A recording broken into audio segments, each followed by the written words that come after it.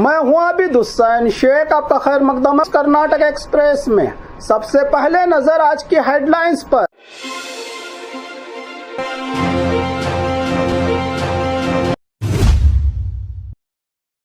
महिला reservation bill Lok Sabha में fail, 2/3 majority न मिलने से मोदी सरकार को लगा झटका। विनय कुलकर्णी को उम्र कैद की सजा, योगेश गौड़ा मर्डर केस में बड़ा फैसला, एमएलए पद खतरे में। बीजापुर में नया central jail ready, DGP Alok Kumar ने किया सरप्राइज इंस्पेक्शन। मुस्लिम लीडरशिप को इग्नोर करने का आरोप, कांग्रेस के खिलाफ मुस्लिम ऑर्गेनाइजेशंस की प्रेस कॉन्फ्रेंस। यूपीआई पेमेंट पर नया रूल, अब तुरंत नहीं 1 घंटे बाद कटेगा पैसा। चिकन के शौकीन लोगों के लिए अलर्ट, H5N1 बर्ड फ्लू का खतरा, हजारों मुर्गे और मुर्गियां मार दी गई। मुस्लिम लीडर्स को टारगेट करने का आरोप, सतीश जारकिहोली ने डीके शिव कुमार से की मुलाकात। बीजापुर डीसी ऑफिस में रिश्वत का खेल, 15,000 लेते हुए 2 कर्मचारी अरेस्ट। आरबीआई ऑफिस में नकली नोट बदलने पहुंचे धोखेबाज, 7.5 लाख का खेल पकड़ा गया। अब खबरें विस्तार से।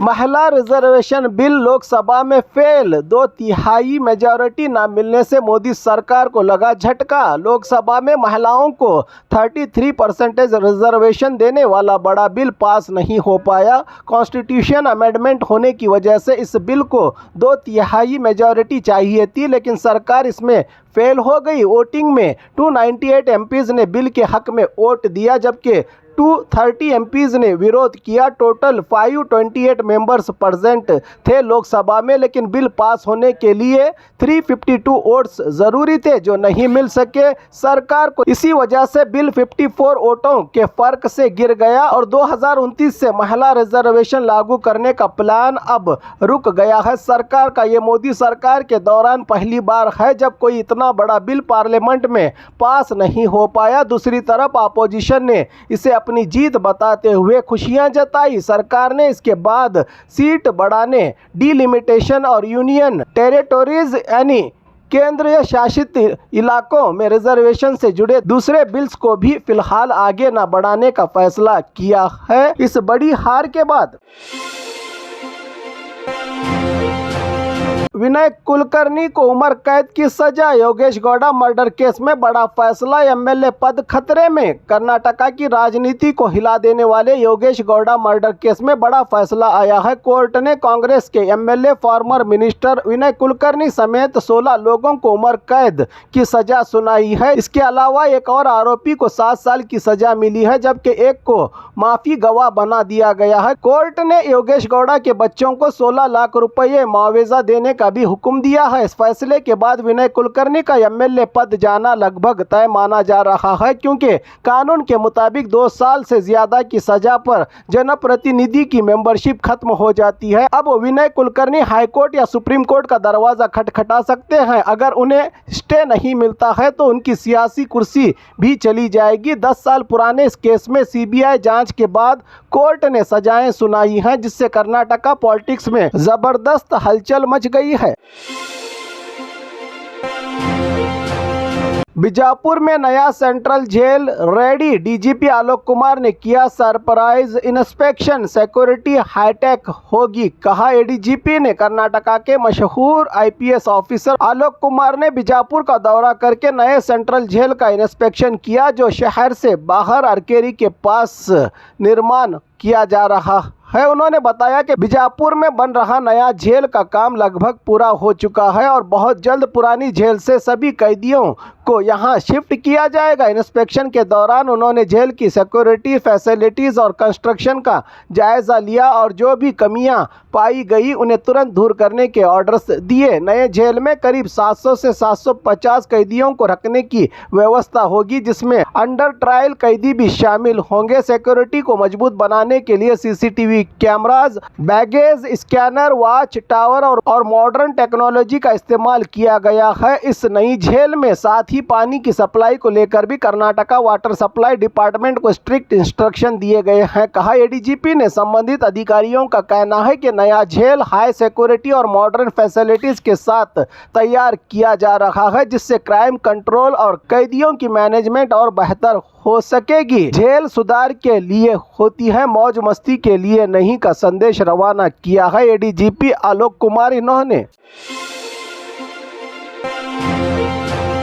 मुस्लिम लीडरशिप को इग्नोर करने का आरोप, कांग्रेस के खिलाफ मुस्लिम ऑर्गेनाइजेशंस की प्रेस कॉन्फ्रेंस। आज मधुवन इंटरनेशनल होटल बीजापुर में तमाम मुस्लिम ऑर्गेनाइजेशंस ने एक अहम प्रेस कॉन्फ्रेंस की। मीडिया को एड्रेस करते हुए उन्होंने कांग्रेस पार्टी पर मुस्लिम लीडरशिप को नज़रअंदाज करने का गंभीर आरोप लगाया। ऑर्गेनाइजेशंस ने कहा कि बिना वजह कार्रवाई की जा रही है मुस्लिम लीडरों पर और जो लोग अपनी आवाज़ उठाते हैं उन्हें दबाया जा रहा है। पार्टी में उनका कहना था कि यह सिर्फ सियासी पॉलिटिकल मुद्दा नहीं बल्कि इंसाफ और सामुदायिक अधिकारों का सवाल है। प्रेस कॉन्फ्रेंस में लीडर्स ने साफ कहा है कि अगर इस मसले पर ध्यान नहीं दिया गया तो आगे और भी बड़े फैसले लिए जा सकते हैं। इस मुद्दे ने सियासी माहौल को गर्म कर दिया है और आने वाले दिनों में इस पर और तनाव बढ़ने के आसार नजर आ रहे हैं राज्य भर में।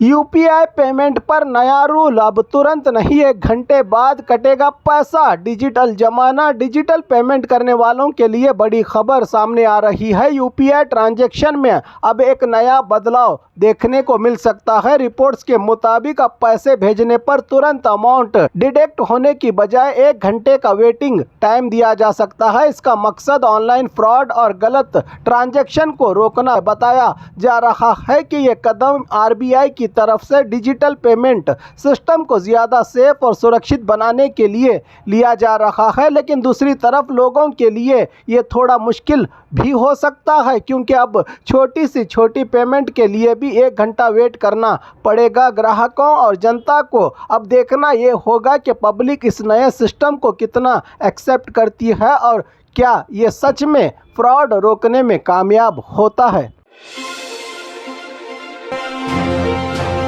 चिकन के शौकीन लोगों के लिए अलर्ट, H5N1 बर्ड फ्लू का खतरा, हजारों मुर्गे और मुर्गियां मार दी गई। चिकन खाने वालों के लिए एक शॉकिंग खबर सामने आई है। बेंगलुरु के पास हैसरघट्टा पोल्ट्री फार्म में H5N1 बर्ड फीवर का केस मिलने से हड़कंप बच गया है। इस इन्फेक्शन के बाद 744 मुर्गियों को जिंदा दबा दिया गया। साथ ही 14,000 से ज़्यादा अंडे और 2,250 किलो चिकन का मांस भी डिस्ट्रॉय किया गया है। सरकार ने तुरंत एक्शन लेते हुए 10 किलोमीटर एरिया को निगरानी जोन बना दिया है और फार्म को बंद कर दिया गया है। जानकारों का कहना है कि यह वायरस बर्ड्स परिंदों से इंसान तक फैल सकता है, इसलिए पोल्ट्री वर्कर्स और चिकन शॉप वालों को खास तौर पर अलर्ट रहने की ज़रूरत है। सिम्टम्स में बुखार, खांसी, गला दर्द, सांस लेने में दिक्कत शामिल है। फिलहाल किसी इंसान में इन्फेक्शन कंफर्म नहीं हुआ है, लेकिन हेल्थ डिपार्टमेंट पूरी तरह से अलर्ट मोड पर है। संबंधित अधिकारियों ने लोगों से अपील की है कि सफाई का ध्यान रखें और अच्छी तरह पका हुआ चिकन का ही इस्तेमाल करें। मुस्लिम लीडर्स को टारगेट करने का आरोप, सतीश जारकिहोली ने डीके शिव कुमार से की मुलाकात। कर्नाटका पॉलिटिक्स में फिर से गर्माहट बढ़ गई है। मुस्लिम लीडर्स पर टारगेटेड एक्शन का आरोप लगने के बाद सीनियर लीडर सतीश जारकिहोली ने डीके शिव कुमार से मुलाकात की। मीटिंग के बाद जारकिहोली ने कहा कि सस्पेंशन वापस लेने की डिमांड रखी गई है और पार्टी के पास इस मामले पर कुछ रिपोर्ट्स भी मौजूद हैं। उन्होंने ये भी कहा कि दलित और माइनॉरिटी वोट बैंक को डैमेज कंट्रोल करने की कोशिश चल रही है। दूसरी तरफ डीके शिव कुमार ने कहा कि पहले अब्दुल जब्बार अपना पक्ष जस्टिफिकेशन रखें, उसके बाद हाईकमांड की मंजूरी के बाद ही फाइनल फैसला लिया जाएगा। जारकिहोली ने यह भी माना कि कभी कभी गलत फैसले हो जाते हैं, लेकिन उन्हें सुधारना भी ज़रूरी है। इस मुद्दे ने कांग्रेस के अंदर चल रही टेंशन को और ज़्यादा सामने ला दिया है। बीजापुर डीसी ऑफिस में रिश्वत का खेल, 15,000 लेते हुए 2 कर्मचारी अरेस्ट। बीजापुर से भ्रष्टाचार का एक और बड़ा मामला सामने आया है। डीसी ऑफिस के 2 कर्मचारियों को लोकायुक्त ने रिश्वत लेते हुए रंगे हाथ गिरफ्तार किया है। जानकारी के मुताबिक पेट्रोल पंप के नक्शा और जिला कलेक्टर की सिग्नेचर के लिए 15,000 की डिमांड की गई थी। शिकायत मिलने के बाद लोकायुक्ता ने ट्रैप लगाकर दोनों को पकड़ लिया। गिरफ्तार होने वालों में एसडीसी के अरविंद पवार और कंप्यूटर ऑपरेटर अयूब तुलसाड़ बताया जा रहा है। इनका नाम शिकायतकर्ता ने आरोप लगाया है कि सिर्फ इस काम के लिए ही नहीं बल्कि हर सरकारी काम के लिए पैसा मांगा जा रहा था। इस घटना के बाद डीसी ऑफिस में चल रहे करप्शन पर फिर से सवाल उठ गए हैं। अब लोकायुक्त ये भी जांच कर रही है कि क्या और अधिकारी भी इस रैकेट में शामिल हैं। ये red Lokayukta SP T Mallesh के नेतृत्व और इंस्पेक्टर आनंद टक्करनवर की अगुवाई में की गई। आरबीआई ऑफिस में नकली नोट बदलने पहुंचे धोखेबाज, 7.5 लाख का खेल पकड़ा गया। बेंगलुरु से सनसनीखेज मामला सामने आया है, जहां धोखेबाजों ने हद पार करते हुए सीधे आरबीआई ऑफिस में नकली नोट बदलने की कोशिश की। जानकारी के मुताबिक आरोपी 375 नकली 2000 के नोट करीब 7.5 लाख रुपये लेकर पहुंचे और उन्हें असली नोट में बदलने की मांग की, लेकिन जांच के दौरान नोट नकली, जेरॉक्स और लो क्वालिटी के निकले, जिससे अधिकारियों को शौक हुआ। आरबीआई अधिकारियों ने तुरंत पुलिस को सूचना दी। मौके पर पहुंची पुलिस ने मुख्य आरोपी रमेश को गिरफ्तार किया। पूछताछ में रियल एस्टेट कारोबारी राजेश समेत 3 लोगों का गैंग सामने आया है। ये लोग पहले भी कई जगह नकली नोट चलाने की कोशिश कर चुके थे। पुलिस की जांच जारी है। नकली नोट कहां छापे गए, गैंग में और कौन कौन शामिल है, पहले किन किन बैंकों को बनाया निशाना, इन सभी पहलुओं पर अब जांच तेज कर दी है पुलिस ने। यह मामला इसलिए भी चौंकाने वाला है क्योंकि धोखेबाजों ने सीधे आरबीआई जैसे हाई सिक्योरिटी संस्थान को ही ठगने की कोशिश की। फिलहाल तीनों आरोपी पुलिस कस्टडी में हैं और आगे की जांच जारी है।